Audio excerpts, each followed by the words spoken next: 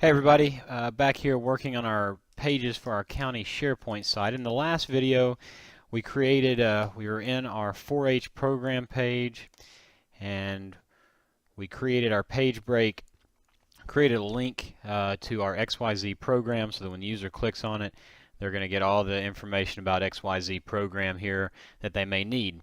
Well, let's say, for example, we want to have some options over here to the side so that we could list documents that folks may need as they sign up and register and make plans to attend XYZ program.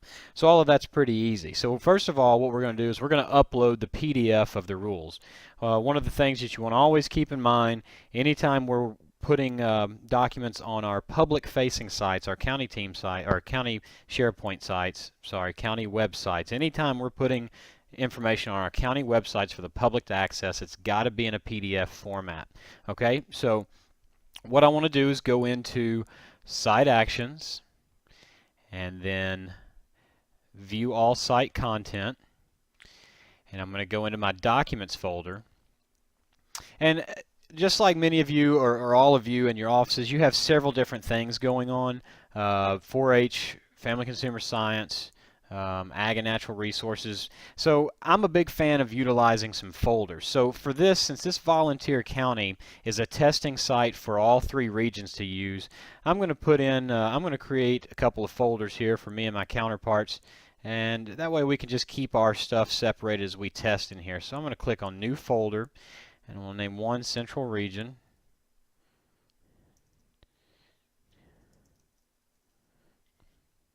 I'm going to click Save, and I'm going to do another new folder, Western Region, click Save, and then I'm going to do one more new folder, and Eastern Region, and click Save. Okay, so now I've got all, and this would be, just pretend that this is A&R, 4-H, and FCS. So I'm going to click on the Central Region folder, and you can see that it's empty. So now I need to upload my rules. Now, you may want to even create, again, I'm a big fan of folders, so it's not uncommon for me to create folders within folders. And that's exactly what I'm going to do here. So I'm going to create, let me get rid of this, sorry. I'm going to create another new folder here and just call it XYZ Program. Since in 4-H especially, and well, all programs, we're going to have a lot of programs that we have going on that we may have multiple documents for each of those programs. So instead of just having a big long list of all these documents that we got to sort through, it makes sense to me for us to put everything just in folders. So I'm going to click on the XYZ program folder. Again, it takes me to a place where I can upload a document. So I'm going to click on Add Document. And I'm going to browse, and this particular document that I'm looking for, I actually stored on my desktop. And I named it XYZ Program Rules in a PDF. I had it typed in Microsoft Word and just saved it as a PDF so that I can upload it. So I'll click on that and then click Open. And you can type some comments here if you want to. I can see my folder route is Central Region, or for you guys it may say 4-H or A&R, FCS, whatever. And then the / and then my program folder XYZ Programs. So I'm happy with that. I will click OK. When I do that, we see there's my document. Okay, so now we've got my document uploaded. I want to head back to my page that I created, and I'm going to get to that by going into, well, I'm just going to go to the home page and go there from the menu. So I'll click Browse, and then I'll go into my 4-H, which the main page I'm using, Central Region Video Training. So this is my pretend main 4-H programmatic page. I'll click here on my XYZ program to go to my program page. So now I want to click on Site Actions and edit the page. Now, as I said in the last video when we started, we have one main content area here and then 3 content areas down here at the bottom that are kind of like their own individual columns. I could just as easily put that information, put some links and things in here, but I want to have those links up here for everybody to see. So to do that, I need to change my page layout. So what I'm going to do is click on Page, and then I'm going to click on Page Layout, And the page layout that I'm going to use is the same layout that we use for our landing pages or our home pages, and that's this UTIA 2 top and 3 bottom. So essentially all we're going to do here is add a top row or a top column to this page, and it's going to automatically carry our text over. We won't lose anything. I would do this fairly early in the process so that the more stuff you have in there, you may find some stuff gets a little quirky. So kind of plan ahead and figure out what you want to do with your page layout. So I'll click this. We'll give it a second to adjust. So we can see we still have all my content there. I'm happy with that. Sorry, I made a mistake. So now what I want to do is come over here into this page content number 1. So we start off with just page content, and then each page content item we add gets a number. Page content number 1, you see 2, 3, and 4 down here at the bottom. So in staying with our theme of having those page breaks or those headers with the top and bottom borders, I'm going to do the same thing here. And since it's 4H and we've kind of gone with that green markup style, I'm going to do the same thing. So I'll click on Markup Styles, scroll down to Color Heading with Green Border, and I'm going to type in XYZ Materials. Could be documents, whatever makes sense to your clients. So with that done, I'll click Enter. Again, when I click Enter, it keeps the same line formatting that we have above it. And to get out of that, I just want to click on the Markup Styles and click Paragraph to get me into the default. And as I also said before, I'm a big fan of bullet lists anytime we're listing anything. So I'll put a bullet list there, and I am going to write XYZ Rules, since that's the document that I've uploaded. Now again, I want to dress this font up just a tad bit, so I'll highlight it. I'll go in here and I'll give it a, let's just do a heading 3, why not? Okay, so with that done, since I've already uploaded my document, the only thing I have to do is highlight the text, click on Insert, and since I've uploaded that document to SharePoint, I'm going to click on Link and From SharePoint. And I will go down here and click on my Documents tab. You can see it expands. So when I click that, I get all my document options. We can see Central Region has another expansion, so I'll click that. And we see XYZ Program, so I'll click that. There's my XYZ Program rules. Select it. We can see that my path changes. Volunteer, Document, Central Region, XYZ Program rules. Click OK.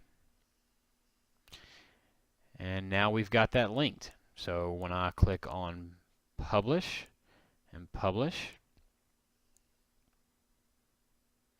now we have this sidebar that we could list as much as we wanted to over here. We could create other sidebars. We could have rules, registration, whatever you want to do over here. You could have multiple things going on.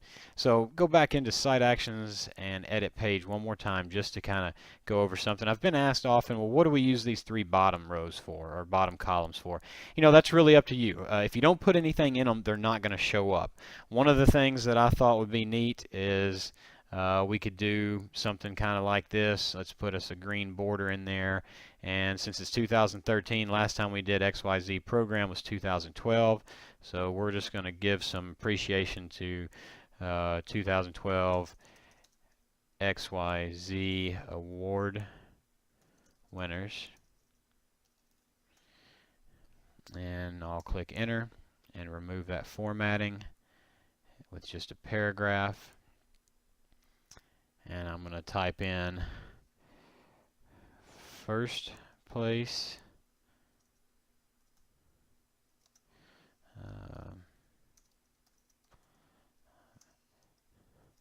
and if I want to get just below it, I will click Shift Enter. Second place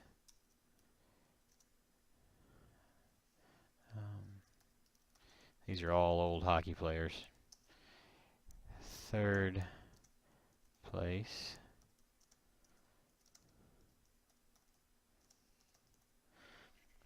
So now I've got my 2012 XYZ Award winners, giving them some credit. If I wanted to dress this up a little bit, I could highlight all of that and go into my Markup Styles, and let's just look and see what we can do here. As you mouse over it, you'll get some options of what it looks like. The callouts don't really work at all.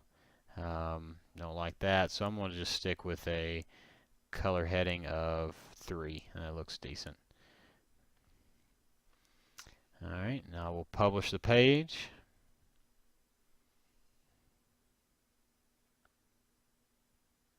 So now we scroll down, we can see our winners from the 2012 XYZ program. So just a really quick and easy way that you can put some add some information here. Now the last thing that I want to do, you don't have to do this, but I kind of recommend it a little bit because it helps folks with navigation and also helps folks know how to contact you. From this page, there's no way they can get back to my main 4-H programs page without clicking the back button. And also, we don't really have any contact information in here because we didn't put any over here. So I want to go back into Site Actions and Edit Page. And I'm just going to start here, and I'm going to hit Enter a couple times and then use my arrow key to go back up. And I'm going to type in some italicized font. For more information.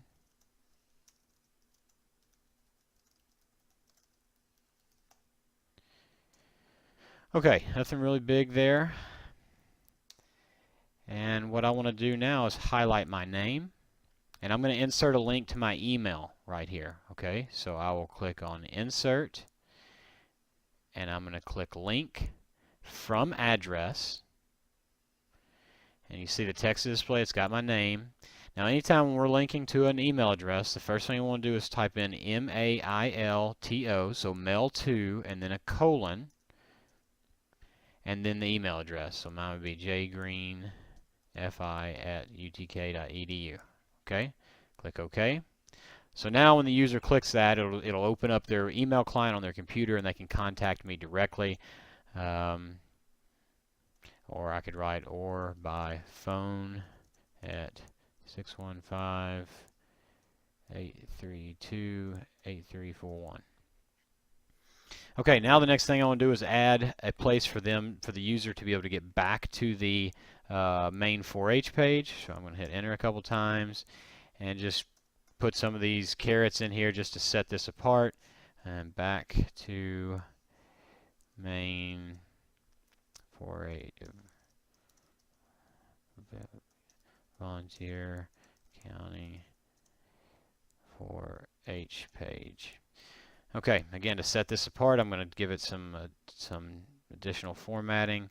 So I'm just going to italicize it, and then I'm going to click Insert, Link from Sharepoint, and so we're going to link it back to that main 4-H programmatic page. So I'm going to go back into my pages, and I'm calling this one what I'm pretending to be the main 4-H page is actually titled Central Region Video Training Page. But so I'll click that. So in your case, you would be doing the 4-H, whatever county 4-H page or whatever the title is. So click OK. And now when I click on Publish, continue. So now we have easy way for clients that found this page. Maybe they want some more information about it. They're not too sure about something. Something's missing over here that they expected to see. Whatever the case may be, they can email us right there or give us a phone call. When they're done reading it, if they want to go back to the main 4-H page, they can click here. That will take them back to this page. So you see we're giving them a way to get to and from our page easily.